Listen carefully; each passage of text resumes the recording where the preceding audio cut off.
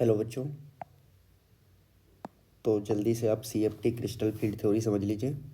देखिए हमारे जो कंपाउंड्स होते हैं कोऑर्डिनेशन वाले, ठीक है, कोऑर्डिनेशन कंपाउंड जो होते हैं वो आपके दो होते हैं। एक तो होते हैं टेट्राहेड्रल कंपाउंड और एक होते हैं हमारे ऑक्टाहेड्रल कंपाउंड। ठीक है, टेट्राहेड्रल ऑक्टाहेड्रल का ही हम CFT देखते हैं क्रिस्टल फील्ड थ्योरी। तो देख लीजिए, सबसे पहले एनर्जी का डिस्ट्रीब्यूशन देख लीजिएगा। दोनों में d ऑर्बिटल होते हैं, ठीक है। तो क्रिस्टल फील्ड थ्योरी क्या होता है, देखो CFT crystal field theory of tet पहले ऑक्टाहेड्रल कंपाउंड की क्रिस्टल फील्ड थ्योरी देखिए। हमें पता है ऑक्टाहेड्रल कंपाउंड्स में d ऑर्बिटल, d में कितने ऑर्बिटल्स रहते हैं आपको पता है, 5, 2, 3, 4 और 1, 5, ठीक है। जब इसे हम क्रिस्टल फील्ड में रखते हैं तो 2 ऑर्बिटल तो चले जाते हैं एनर्जी से ऊपर, ठीक है, ये एनर्जी का लेवल है, और 3 ऑर्बिटल आपके चले जाते हैं एनर्जी से नीचे, ठीक है। ये d ऑर्बिटल थे आपके 5 d ऑर्बिटल जिसमें इलेक्ट्रॉन रहते हैं।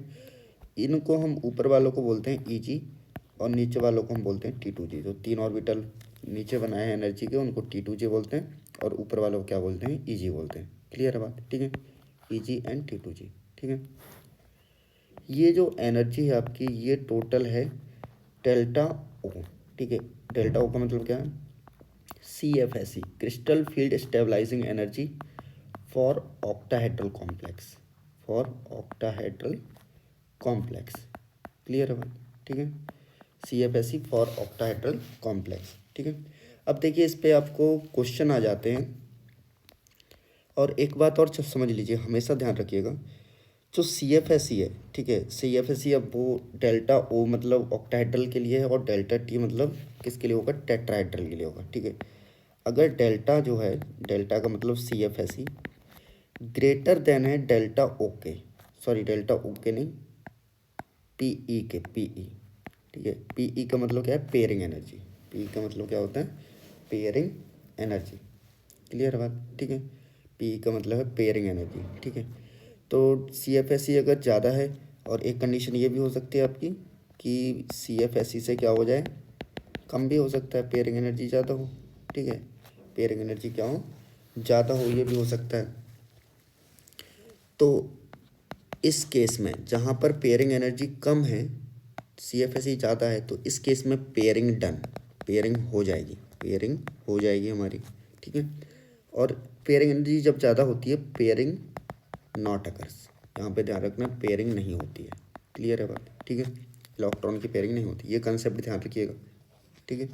अब देखिए लगा देते हैं, जैसे कि क्वेश्चन आया कि क्वेश्चन आपका ये है कि आपका टेट्राहेड्रल कॉम्प्लेक्स है, टेट्राहेड्रल छोड़िए, अभी ऑक्टाहेड्रल का देख लेते हैं, ठीक है।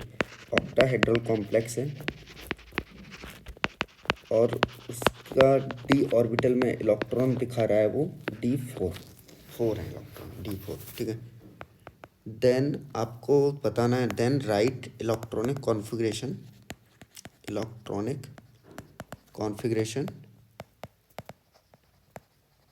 इन term of T2g and Eg, ठीक है। इसके टर्म में आपको इलेक्ट्रॉनिक कॉन्फ़िगरेशन बताना है कि T2g में कितने इलेक्ट्रॉन जाएंगे और Eg में कितने जाएंगे, ठीक है। तो हमें पता है D4 है, देखो D4 है मतलब D में कितने और इलेक्ट्रॉन है, 4 हैं। इस प्रकार से यहाँ पे 1, 2, 3 और 1, 4। अब देखो जब ब्रेक होंगे तो T2g कम एनर्जी वाला है, Eg ज़्यादा एनर्जी वाला है, तो 4 इलेक्ट्रॉन सबसे पहले कहाँ पे बनना स्टार्ट होंगे, कहाँ से स्टार्ट होंगे, आपके कम एनर्जी से। इलेक्ट्रॉन हमेशा कम एनर्जी से स्टार्ट होते बनना, तो 1, 2, 3 बराबर बट गए, ठीक है। अब कंडीशन क्या है, देखो कंडीशन एक और दी है यहाँ पे दिया है डेल्टा ओ जो है आपका, ठीक है, डेल्टा ओ जो है, हाँ, वो पेयरिंग एनर्जी से क्या है, कम है। इसका मतलब पेयरिंग नहीं होने वाली, ठीक है। डेल्टा ओ से कम है तो इस कंडीशन में पेयरिंग नहीं होने वाली, पेयरिंग नॉट डन, देखिए, ठीक है। पेयरिंग एनर्जी आपकी क्या है, P जो है आपका क्या है, पेयरिंग एनर्जी ज़्यादा है तो पेयरिंग नॉट अकर्स, ठीक है। तो इस कंडीशन में बताइए पेयरिंग नहीं होगी तो सारे के सारे इलेक्ट्रॉन इसमें नहीं जाएंगे, T2g में 3 गए और 1 ऊपर चला जाएगा आपका। क्लियर है बात, ठीक है, 1 ऊपर चला जाएगा। तो अब क्या हो जाएगा इसका, T2G में 3 इलेक्ट्रॉन गए और EG में आपका 1 गया। अगर यही कंडीशन आपकी ये होती, डेल्टा O जो है वो ज़्यादा हो जाता पेयरिंग एनर्जी से, तो इस कंडीशन में क्या हो जाती, पेयरिंग हो जाती, तो जो चौथा इलेक्ट्रॉन है वो यहीं पे भर जाता आपका, T2G में ही भर जाता, EG में नहीं जाता। समझ में आ गई बात, ठीक है। आपका EG में जाता ही नहीं, कहाँ पे ही भर जाता आपका, T2G में ही भर जाता, ठीक है। और अब आपको कैसा मिलता कि T2G में 4 इलेक्ट्रॉन दिख रहे हैं और EG में कितने हैं, 0 हैं। समझ में आ गई होगी बात, ठीक है। तो इस प्रकार से सवाल पूछे जाते हैं आपका, ठीक है।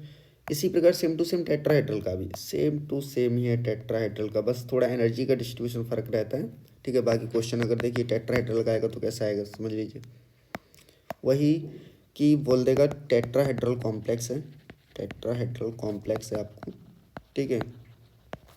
और उसका D6 है, मान लीजिए D6, then write electronic configuration in term of T2G and EG। अब आपको समझना ये है, देखिए जब हम टेट्राहेड्रल कॉम्प्लेक्स को क्रिस्टल फील्ड में रखते हैं, ये क्रिस्टल फील्ड थी, तो वो ब्रेक होता है और जस्ट उल्टा ब्रेक होता है कि जो 3 ऑर्बिटल हमने ऑक्टाहेड्रल में नीचे बनाए थे वो ऊपर चले जाएंगे, और जो 2 आपके ऊपर बनाए थे ऑक्टाहेड्रल में वो टेट्राहेड्रल में कहाँ चले जाएंगे, नीचे। तो T2G ऊपर चला जाएगा, EG नीचे चला जाएगा, ठीक है। EG नीचे जाएगा तो कम एनर्जी वाला EG नीचे, ठीक है। और कंडीशन आपकी फिर से तो डेल्टा T, ठीक है, CFSE फॉर टेट्राहेड्रल अगर ज़्यादा है, अगर कम है पेयरिंग एनर्जी से, तो आपकी पेयरिंग नहीं होगी, पेयरिंग एनर्जी ज़्यादा है ना तो पेयरिंग नहीं होगी। तो सारे के सारे EG देखो कम में था, EG कम एनर्जी में था, तो पहले EG में जाएंगे इलेक्ट्रॉन, ठीक है।